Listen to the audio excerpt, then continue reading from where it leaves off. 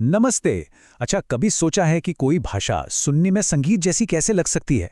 आज हम बात करेंगे तेलुगु की। एक ऐसी ही जुबान जिसे बड़े प्यार से पूरब की इतालवी भी कहते हैं। चलिए पता लगाते हैं कि ऐसा क्यों है। पूरब की इतालवी, सोचिए जरा। ये सिर्फ एक अच्छा सा नाम नहीं है, बल्कि ये इस भाषा के दिल को छू लेता है। इसी से पता चलता है कि तेलुगु में असल में क्या बात है जो उसे इतना खास बनाती है। तो सवाल ये है कि ऐसा है क्यों? मतलब किसी भी भाषा में ऐसी क्या बात होती है जो उसे इतना म्यूजिकल बना दे कि उसकी तुलना इतालवी जैसी भाषा से होने लगे? इसका जवाब, मजेदार बात यह है कि इसकी बनावट में ही है।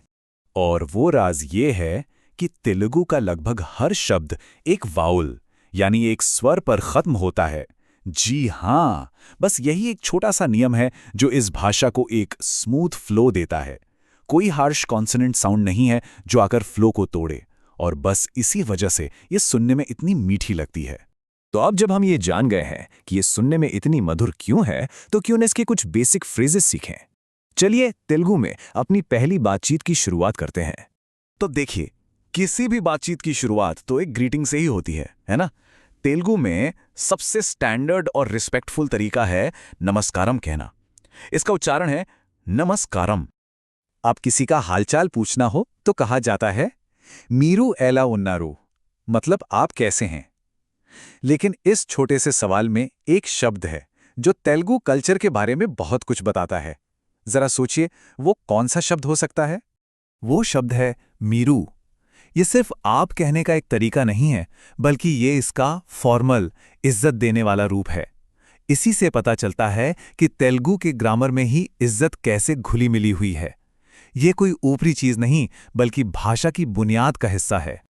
अच्छा, तो इस सवाल का जवाब कैसे दिया जाए? स्टैंडर्ड जवाब है नेनु बागुन्नानु, यानी मैं ठीक हूं। वैसे आम बातचीत में लोग अक्सर इसे छोटा कर देते हैं और सिर्फ बागुन्नानु भी कह देते हैं। अब आते हैं परिचय पर। नाम पूछने के लिए सवाल है मी पेरू इमिटी, मतलब आपका नाम क्या है? और जवाब में कहा जाता है ना पेरू, और फिर उसके आगे अपना नाम। है ना, बिल्कुल सिंपल। ठीक है, तो ये तो हो गई बेसिक बातें। पर अब यहाँ से कहानी और भी दिलचस्प होने वाली है, क्योंकि तेलुगु में हाँ और नहीं कहना उतना सीधा साधा नहीं है जितना हमें लग सकता है। इसमें बड़े मजेदार न्यूएंसेस हैं। चलिए पहले हाँ की बात करते हैं। तेलुगु में यस के लिए शब्द है अबुणु। ये काफी सीधा है।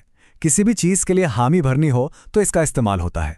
अब आते हैं नहीं पर, और यहीं पर तेलुगु की खूबसूरती और इसकी प्रिसिजन देखने को मिलती है।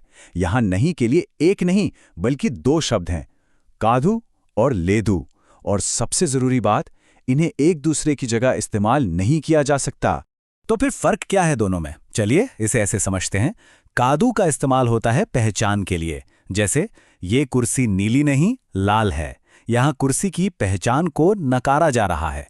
वहीं दूसरी तरफ लेदू का मतलब है किसी चीज का ना होना, उसका अस्तित्व ही ना होना। जैसे घर पर कॉफी नहीं है, मतलब वो चीज वहां मौजूद ही नहीं है।